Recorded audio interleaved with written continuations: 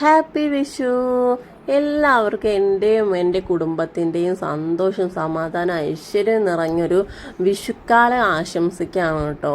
അപ്പോൾ നമ്മളെ വിഷുവൊക്കെ ഇതാ ഇവിടം വരെ എത്തി. നമ്മൾ രാവിലേക്കുള്ള കണിയൊക്കെ ഒരുക്കി വെച്ച് അങ്ങനെ പുലർച്ചെ നമ്മൾ 3:30 ആയപ്പോൾ എണീറ്റിട്ടുണ്ട് കേട്ടോ കണി കാണാൻ വേണ്ടിയിട്ട്. അങ്ങനെ ഞങ്ങളെല്ലാവരും കണിയൊക്കെ കണ്ടു. നമ്മൾ വിഷു കൈനീട്ടൊക്കെ കൊടുത്ത് കഴിഞ്ഞ് പിന്നെ കുറച്ച് നേരം കൂടെ ഉറങ്ങിട്ടോ. രാവിലെ അമ്പലത്തിലൊക്കെ പോകാനുള്ളതല്ലേ. അപ്പോൾ പിന്നെ നമ്മൾ ഫുഡ് ഉണ്ടാക്കാനുള്ള എല്ലാ വെജിറ്റബിൾസും നമ്മൾ തലേ ദിവസം തന്നെ അരിഞ്ഞ് വെച്ചിട്ട് ഫ്രിഡ്ജിൽ വെച്ചിട്ടുണ്ടായിരുന്നു. അതുകൊണ്ട് വലിയൊരു പണിയൊന്നും ഇല്ലായിരുന്നു, അത് ഉണ്ടാക്കേണ്ട ഒരു പണി ഉണ്ടായിരുന്നുള്ളൂ. അങ്ങനെ ഞങ്ങൾ കുറച്ച് നേരം ഒരു 6 മണിയൊക്കെ ആയപ്പോൾ എണീറ്റ് വേഗം കുളിയൊക്കെ കഴിഞ്ഞ് ഭക്ഷണമൊക്കെ ഉണ്ടാക്കി അമ്പലത്തിലൊക്കെ നമ്മൾ പോയിട്ടോ. അപ്പോൾ അമ്പലത്തിൽ പോയപ്പോൾ ഭയങ്കരമായിട്ടൊരു ഹാപ്പിയും നമ്മളെ മനസ്സിനൊരു എന്താ പറയുക, അത്രയും ഒരു സുഖം എനിക്ക് തോന്നി. എന്താണെന്ന് വെച്ചാൽ നമ്മളാ ഒരു ശ്രീകൃഷ്ണൻ്റെ ക്ഷേത്രത്തിലായിരുന്നു പോയിട്ടുണ്ടായിരുന്നത്. നമ്മൾ തറവാട്ടമ്പലത്തിൽ പോയി കഴിഞ്ഞ് പിന്നെ ശ്രീകൃഷ്ണ ക്ഷേത്രത്തിലേക്ക് വന്നതാണ്.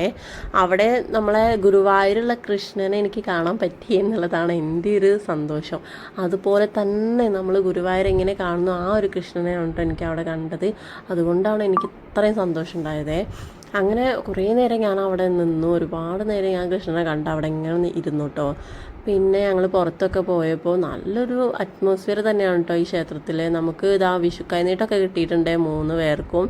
അതൊക്കെ വീട്ടിൽ വന്ന് ഞാൻ ഇവിടെ തന്നെ വീട്ടിൽ കൃഷ്ണൻ്റെ അവിടെ കൊണ്ടുവച്ചിട്ടുണ്ട്. പിന്നെ മോളി കൃഷ്ണൻ്റെ അടുത്ത് നിന്ന് എണീറ്റ് പോന്നിട്ടേ ഇല്ല. കണി കണ്ടത് മുതലേ അവൾ ഇവിടെ തന്നെയാണ് കൃഷ്ണനെ എടുക്കലും അങ്ങനെ നോക്കലും അത് എടുക്കലും ഇതെടുക്കലും. എനിക്ക് ഒരു സമയം ഒഴിവുണ്ടായിരുന്നില്ല, അവളെ നോക്കിയിരിക്കൽ തന്നെയായിരുന്നു പണി. നമ്മളെ പണികളൊന്നും നടക്കൂല എങ്ങനെയാവുമ്പോൾ. അപ്പോൾ അങ്ങനെ ഇവിടെ കുറച്ച് ഗസ്റ്റുകളും ഉണ്ടായിരുന്നു വീട്ടിൽ. അപ്പോൾ നമ്മൾ ഫുഡൊക്കെ രാവിലെ ഒരു 9:30 ആയപ്പോഴേക്കും എല്ലാ ഫുഡും ആയിട്ടുണ്ടായിരുന്നു കേട്ടോ. പിന്നെ നമുക്ക് പായസം മാത്രമേ ഉണ്ടാക്കാൻ ഉണ്ടായിട്ടുള്ളൂ. അപ്പോൾ നമ്മൾ പിന്നെ ഉണ്ണിയപ്പമാണ് കേട്ടോ കൃഷ്ണൻ ഉണ്ടാക്കിയത്. നെയ്യപ്പം ഉണ്ണിയപ്പം ഒക്കെ ഉണ്ടാക്കുന്നവരുണ്ട്. സാധാരണ നമ്മൾ ഉണ്ണിയപ്പമാണ് ഉണ്ടാക്കാറ്. എപ്പോഴെങ്കിലുമൊക്കെ നെയ്യപ്പം ഉണ്ടാക്കാറുണ്ട്, അധികവും ഉണ്ണിയപ്പമാണ് കണ്ടിട്ടുള്ളത്. പിന്നെ എല്ലാവർക്കും ഉണ്ണിയപ്പത്തിനോടാണ് താല്പര്യം ഇവിടെ കഴിക്കാൻ. അങ്ങനെ ഉണ്ണിയപ്പം ഉണ്ടാക്കാറാണിട്ടുള്ളത്. പിന്നെ മോൾക്കുള്ള ഡ്രസ്സൊക്കെ ഞാൻ തന്നെയാണ് അടിച്ചത്.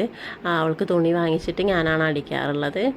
പിന്നെ ഇതാ നമ്മൾ ആ അമ്പലത്തിലെ ഒരു കുളമുണ്ട് അവിടെ, ക്ഷേത്രക്കുളം. നല്ല ഭംഗിയുണ്ട്, പണ്ടത്തെ ഒരു കെട്ടുകളും ഒക്കെ ആയിട്ടുള്ള നല്ലൊരു ക്ഷേത്രമായിരുന്നു കേട്ടോ. ഞങ്ങൾ പിന്നെ നമ്മളെ പുളിയിഞ്ചിയൊക്കെ നല്ല അടിപൊളിയായിട്ട് ഉണ്ടാക്കിയിട്ടുണ്ട്. നമ്മൾ മൺചട്ടിയിലാണ് പുളിയിഞ്ചി ഉണ്ടാക്കിയത്. നല്ല അടിപൊളി ടേസ്റ്റുമായിരുന്നു.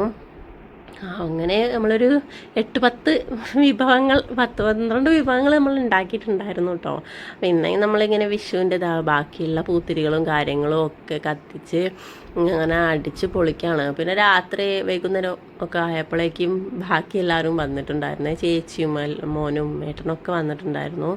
പിന്നെ ഞങ്ങളും ഉണ്ടായിരുന്നു, പിന്നെ അച്ഛനും അമ്മയൊക്കെ ഉണ്ടായിരുന്നു. അപ്പോൾ ബാക്കിയുള്ള ആഘോഷം അവരൊക്കെ വന്നപ്പോൾ നമ്മൾ മത്താപ്പൂവൊക്കെ കത്തിച്ച് ആഘോഷിക്കായിരുന്നു. പിന്നെ അപ്പുറത്തുനിന്നും ഇപ്പുറത്തുനിന്നും ഒക്കെ പടക്കും ഒക്കെ എല്ലാവരും അങ്ങോട്ടും ഇങ്ങോട്ടും ഒക്കെ ഇങ്ങനെ മത്സരിച്ച് പൊട്ടിക്കുന്നുണ്ടായിരുന്നു കേട്ടോ. എന്തായാലും ഈ വർഷത്തെ വിഷു നല്ല കളർഫുള്ളായി, ഭയങ്കര ഹാപ്പിയായി. കൊല്ലത്തിലൊരു വിഷുവല്ലേ വരുന്നത്, അപ്പോൾ ഇങ്ങനെ അടിച്ച് പൊളിക്കുക. അപ്പോൾ നിങ്ങളെ വിഷുവൊക്കെ എങ്ങനെ ഉണ്ടായിരുന്നു? നമ്മളെ വിഷു നമ്മളെന്തായാലും അടിച്ച് പൊളിച്ചു, ഭയങ്കര ഹാപ്പിയാണ്. ഒരു പ്രത്യേക വൈബ് തന്നെയായിരുന്നു. അപ്പോൾ